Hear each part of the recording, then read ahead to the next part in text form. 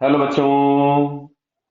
यहां लिखा है consider three uniform solid sphere. Sphere one has radius r mass m, sphere two has radius small r mass 3m, sphere three has radius 3r and mass m. All the spheres can be placed on the same point on the same inclined plane. They rolls without slipping to the bottom if allowed to rolls down the incline at the bottom of the incline. Clear है? तो देखो ध्यान से यहाँ पे, अब जैसे इसमें इन्होंने बोला है स्पीड और एनर्जी की बात की है, तो सबसे पहले जब वो टॉप मोस्ट पॉइंट पे थे तो सभी की एनर्जी है एम जी एच, जहां पे एम उनके खुद के मासेस हैं।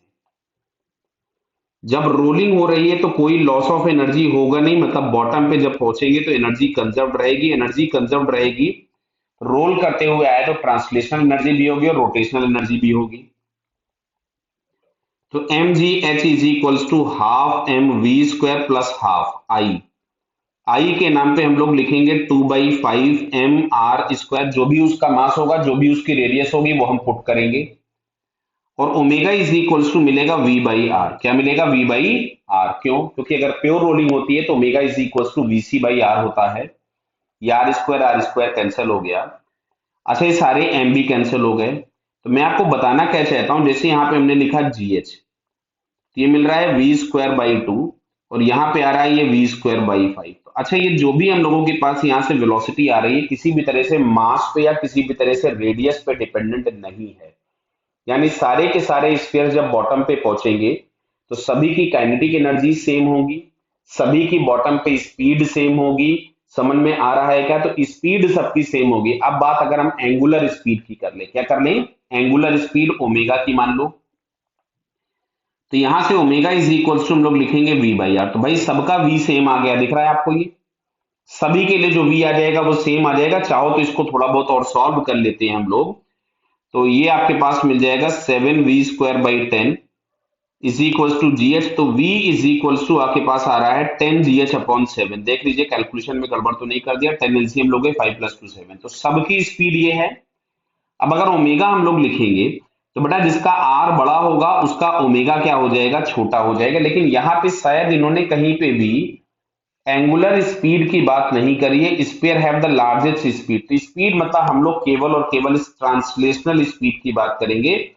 तो ट्रांसलेशनल स्पीड सभी की सेम आ रही है। रोटेशनल स्पीड में जिसका आर बड़ा होगा उसका ओमेगा छोटा हो जाएगा। लेकिन यहाँ पे इन्होंने कुछ भी नहीं बोला है। काइनेटिक एनर्जी बोला है लार्जेस्ट होगी। तो काइनेटिक एनर्जी हम लोगों को दिख रहा है, जिससे जितनी भी काइनेटिक एनर्जी होगी बॉटम पे कोई लॉस होना नहीं। तो सभी की काइनेटिक एनर्जी किसके बराबर होगी? एम जी एच के बराबर होगी।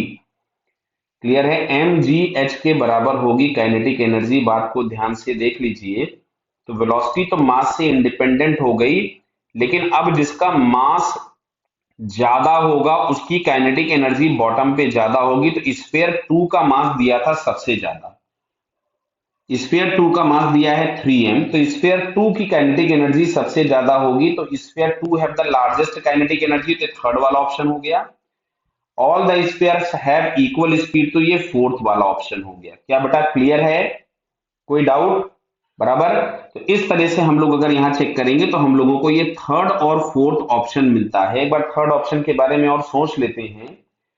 लार्जेस्ट काइनेटिक एनर्जी, हाँ ठीक है बेटा, जिसका मास ज्यादा होगा, क्योंकि जो टोटल काइनेटिक एनर्जी बॉटम पे आनी है वो इनिशियल पोटेंशियल एनर्जी के बराबर आनी, तो जिसका मास ज्यादा होगा उसकी काइनेटिक एनर्जी ज्यादा हो जाएगी। Clear? So third and fourth are correct option. Clear बेटा? Okay, all the best.